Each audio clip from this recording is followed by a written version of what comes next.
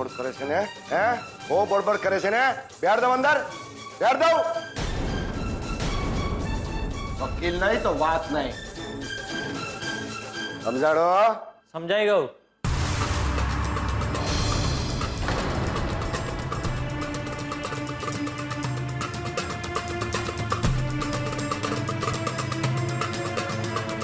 વકીલ સાહેબને સાથે લઈને આવ્યો છું, જામીનના કાગળિયાની સાથે.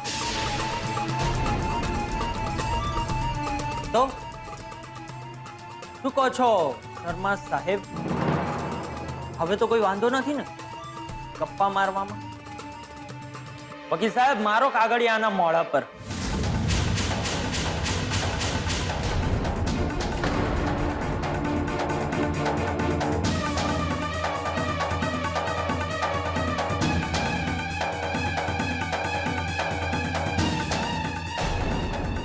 સરસ.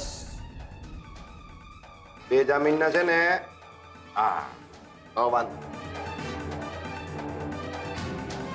બાકી કેવું પડે હો? ખરેખર નીરવ સાહેબ, કેવું પડે? માની ગયા, અને તમને માની ગયા મોહન ભટ્ટ. આમ તો આમ સ્વાભિમાનની વાત કરતા હો છો.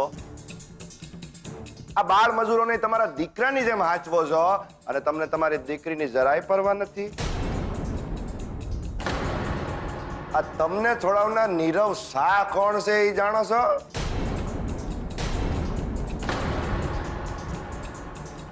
એની હકીકત જાણશો ને તો તમને જામીન કરતા જેલ વધારે વાલી લાગશે.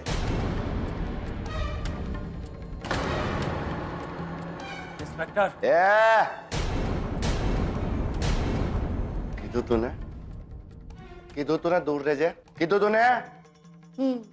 હવે આપણે મજબૂર થઈ ગયા. હવે કિંજલ ભટ્ટ, તમને ખબર છે ને આ તારો એક્સિડન્ટ થયો તો એ કોણે કરાવ્યો હતો?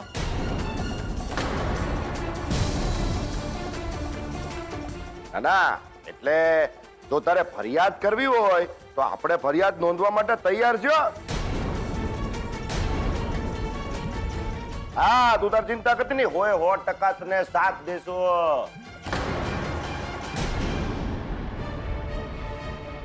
હા, બસ તારે ખાલી એક જ કામ કરવાનું.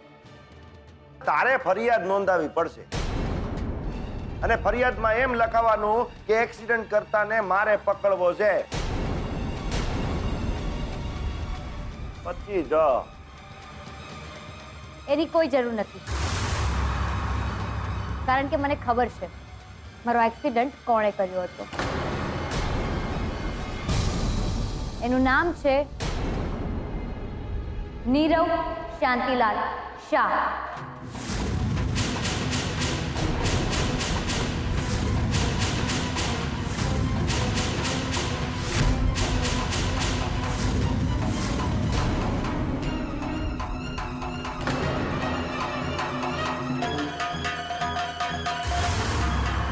બરાબર ને?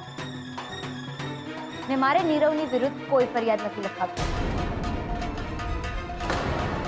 ના લેખિત, ના મૌખિક.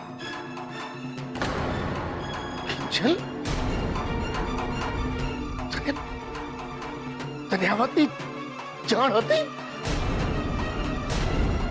કહું નહીં તે મને શું કામ મારાથી આ વાત છુપાવી રાખી? બોલ. અંકલ, આ વાત મેં કિંજલને ગઈકાલે રાત્રે જ કરી, એટલે તો હું આવ્યો તો તમારા ઘરે. હું તારી સાથે વાત નથી કરતો. હું મારી દીકરી કિંજલ સાથે વાત કરું છું. કિંજલ, બોલ, આટલી મોટી વાત તે મારાથી કેમ છુપાવી?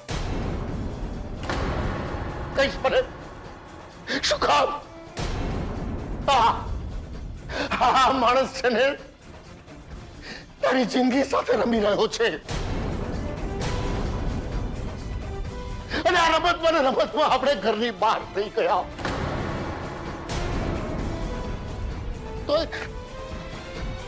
તું એનો બચાવ કરી રહી છે, એનો પક્ષ લઈ રહી છે તું. પપ્પા પપ્પા એવું નથી. હું તમને કહેવાની જ હતી, પણ એની પહેલા બીજલ આવી ગઈ. એણે મને કહ્યું કે ગુલાબ ઘર છોડીને ભાગી ગયો છે, એની ચિઠ્ઠી પણ પડી છે. તો તે બધા ચક્કરમાં હું તમને કહેવાનું જ ભૂલી ગઈ પપ્પા.